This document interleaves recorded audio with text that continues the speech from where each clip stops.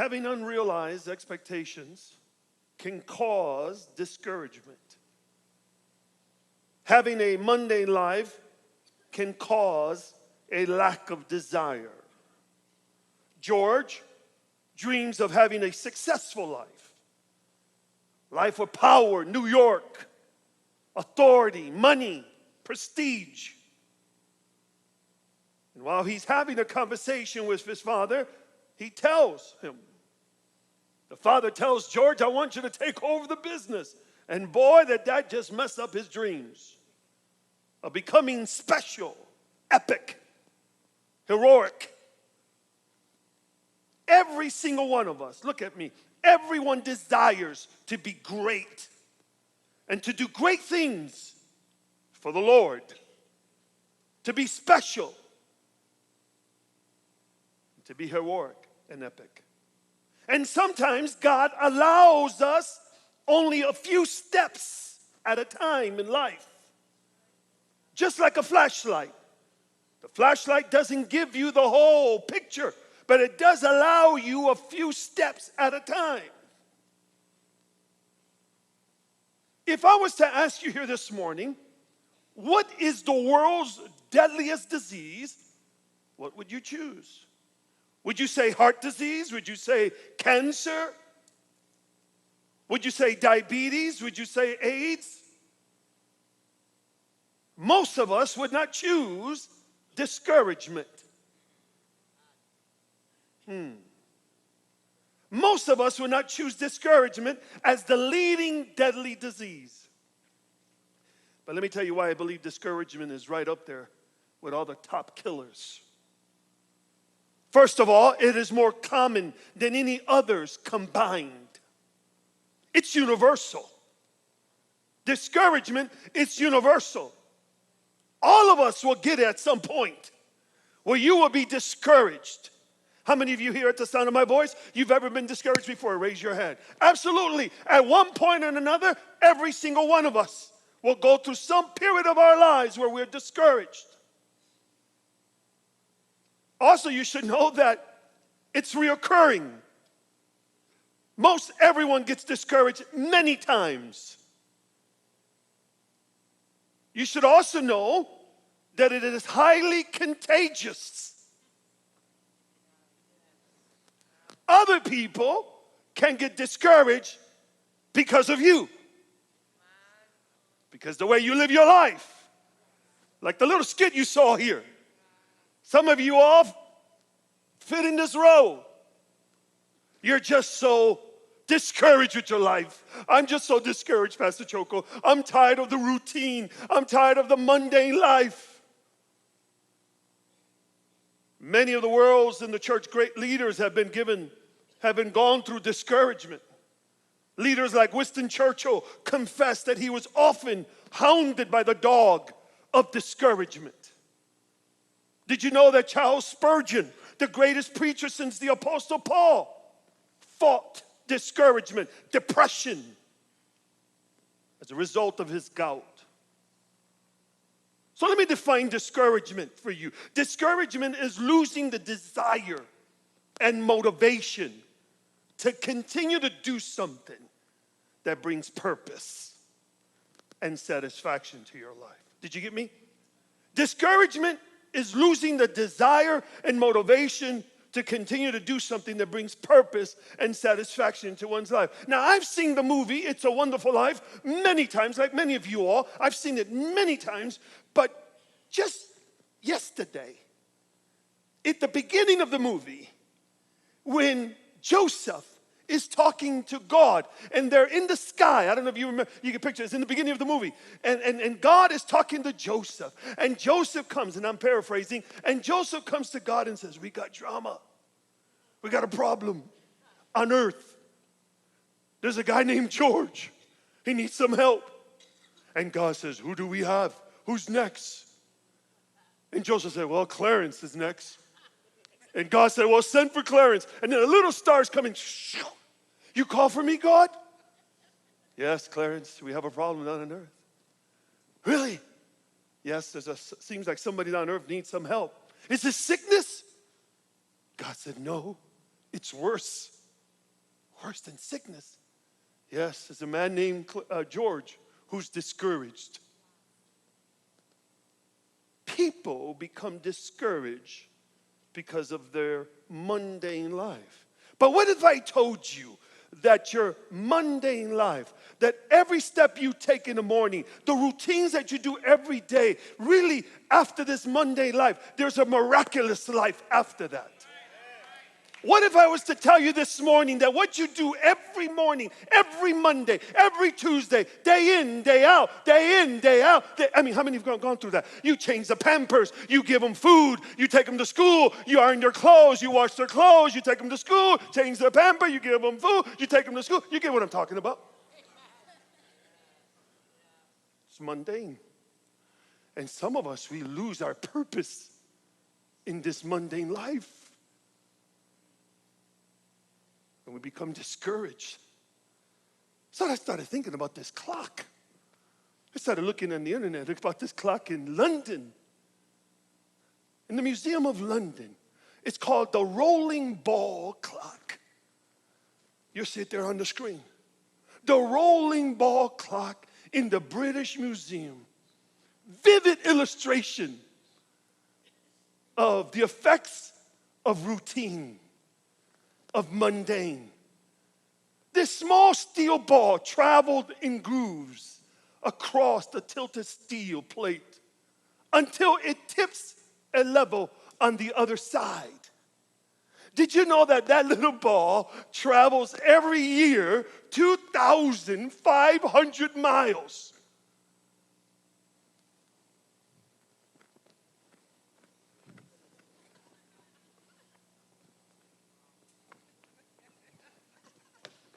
So that just the arm of the clock can just move just a little bit.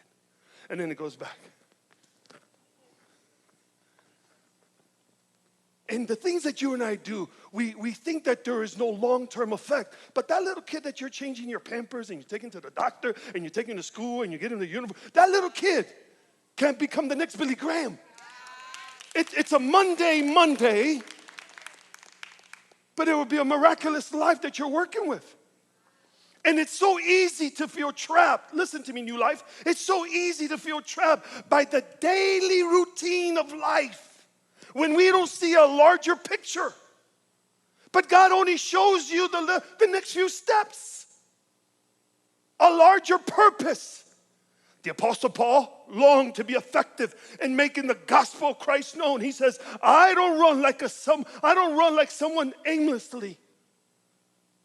I do not fight like a boxer beating the air. Anything, New Life, anything can become mundane. Traveling, preaching, teaching. Yet Paul believed that he could serve Christ, his Lord, in every situation. I can serve him. And in the movie, It's a Wonderful Life, George Bailey had a gift that he wasn't sure he wanted. His gift was the gift of life. You are here this morning, and God has given you another Sunday. The gift of life to make it right. Where you go to church and you worship the Lord, and you go to church and you worship the Lord. And George Bailey was given the gift of life. And his life has seemingly fallen apart all around him. You ever fall like that? He just knew that he was going to lose his business. He's going to lose his livelihood. He's going to face prison if something wasn't done. And as a result, his family faced shameless and poverty. But God steps in. Glory to God. When we feel that all hell is breaking loose, God steps in. And an angel is sent to stop George Bailey before taking his life. But look at me, how do you convince a man that the gift that he wants to throw away is reality far too valuable to be destroyed? And the angel's solution to grant George Bailey's his wish is to show him what life would be like if you weren't around. If you are not doing the mundane things in the life of your family and your husband and your wife, God can show you What could it look like if you weren't around? It's amazing to me how married couples, when they're all chulao and they're in love and it's the wedding day and they're there and they basically will say anything when they're in the altar. Do you love him? Do you promise? I will. Oh my God, I will. I'll give him a kidney if he wants a kidney. And do you love her? And yeah, I'll give her my heart if she needs it. And then the years pass by and you're like, not sure if I can go get that milk every Sunday. Not sure if I can do this Monday thing every time. But I'll give you my heart on day one and my liver, my kidney. But after 20 years of marriage and 30 years of marriage, you're like, I won't even do the mundane for you.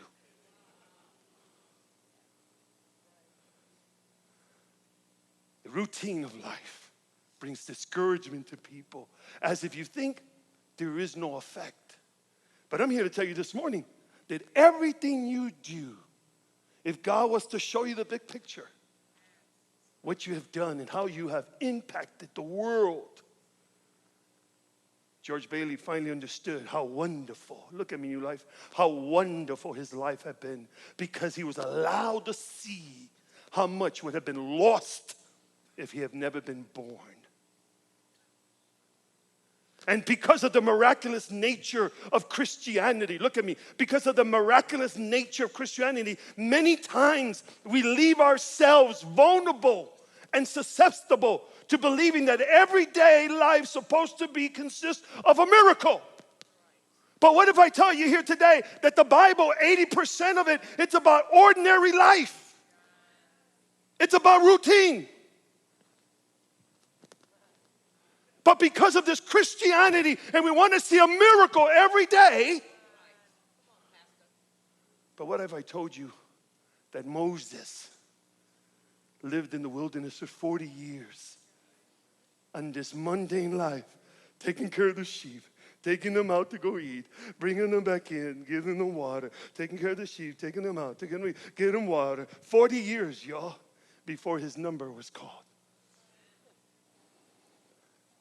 What if I told you that the walls of Jericho coming down, falling down by the power of God, the oldest city in the world, that many thought was impenetrable, was conquered in a matter of minutes. But what if I told you that you had to do something so simple to walk around the walls and shout? You'd be like, no, I need something more miraculous. What if I told you that the walls in your life can come down by you just being consistent in your prayer life and thanking Jesus, praising God in the midst of a storm, thanking God? What if I told you that the ordinary and the simplicity of a Christian life is you being consistent, that you will see your miracle? What if I told you that Jesus raised Lazarus from the dead, but they had to do something so simple? I need you to move the rocks.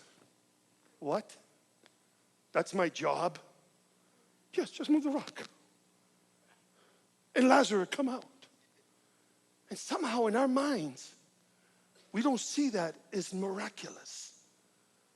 What you do, what I do. What if I told you that Lazarus came out? What if I told you that Jesus fed the multitude of 5,000 with 5 loaves and 2 fish? Someone, look at me, someone had to pack the lunch for the kid. There must have been a mother who said, mijo, before you leave, I do this all the time, mijo. You'll never know. And she's packing his lunch.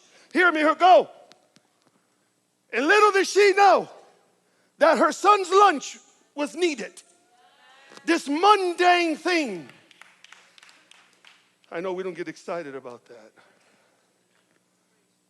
But tomorrow is Monday. We're going to call that Mundane Monday. Driving my kids to school. Praying with them in the car. Reading the Bible to them. Worshiping the Lord. Hey, listen, we had routines like that. Elizabeth and I, when we would take the kids to Humboldt Community Christian School, we would take them there. She would get them ready, and we would forget the lunch. And I had to go get some Lunchables and come back and put them in the car and all of them. And before they would leave, I would tell them, hey, don't forget who you are. Pray with them in the nighttime. Lay hands on them. Every day of their life. Pray for them. Pray for them. What if I told you that they would grow up to be a worship leader, a pastor, a youth pastor? The Bible's filled with stories of ordinary and simple things to do. The stay-home mom. You may not feel that what you're doing today is noteworthy or life-changing, but take hope. God is using the dirty diapers, the meals cooked, the house clean, and all the other mundane tasks of the day to train a champion for Christ, who's watching you and who's adoring you on a Monday.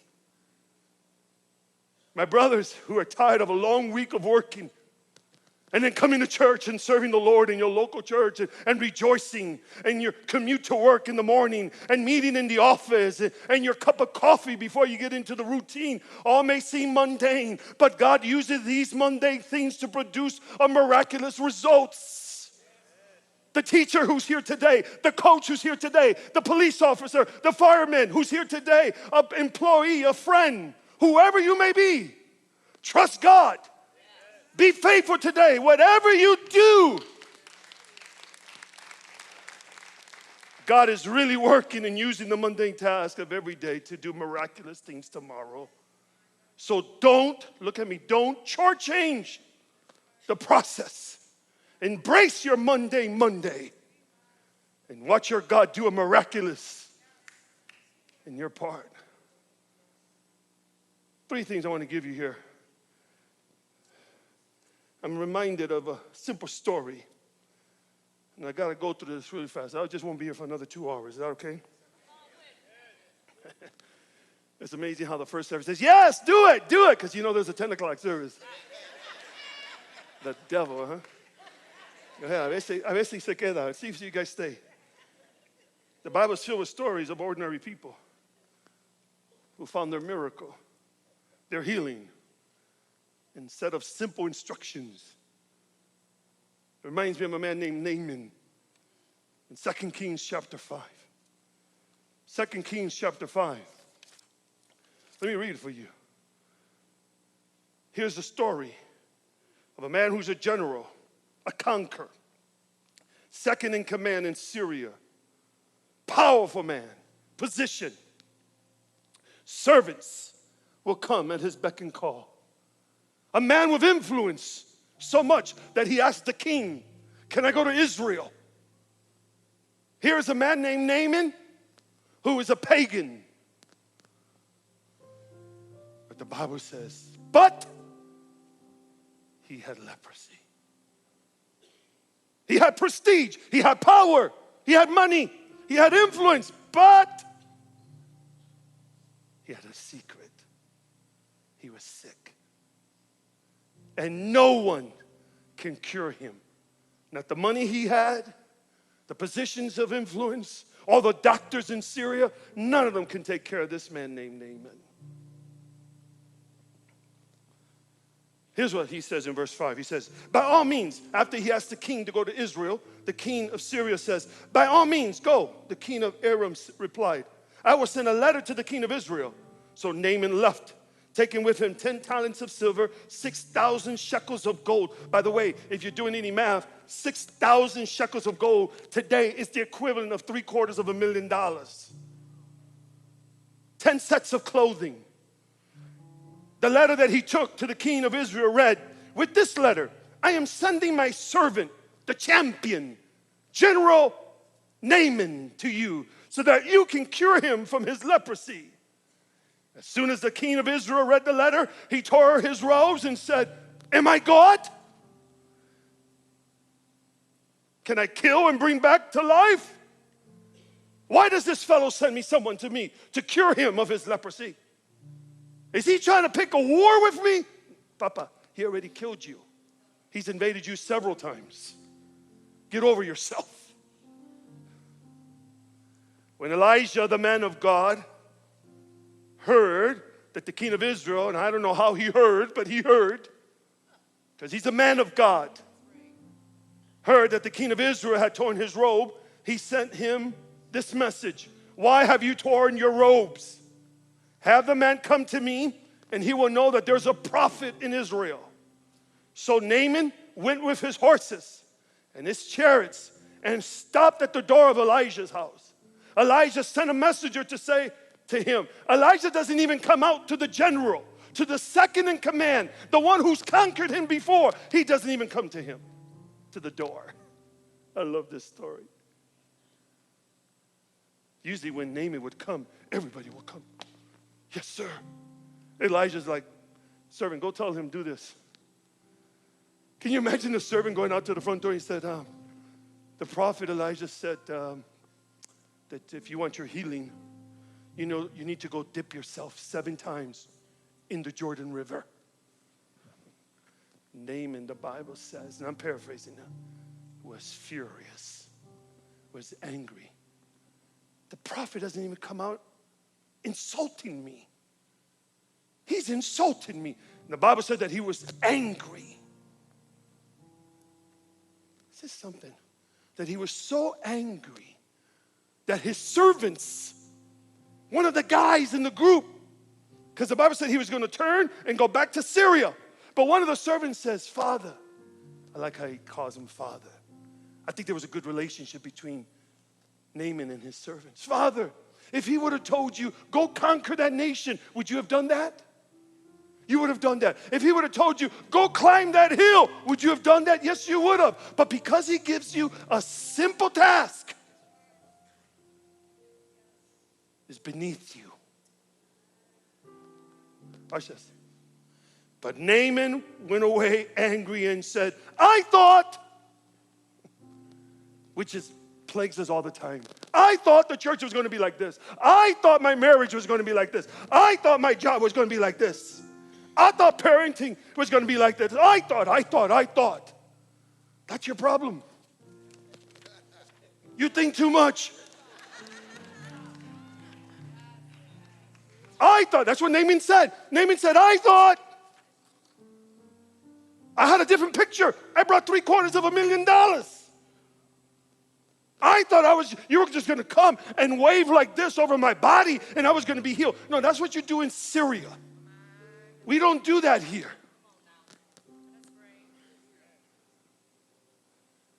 I thought, yet the Bible says in Isaiah 55, 8 and 9, my ways are not your ways, and my thoughts are not your thoughts.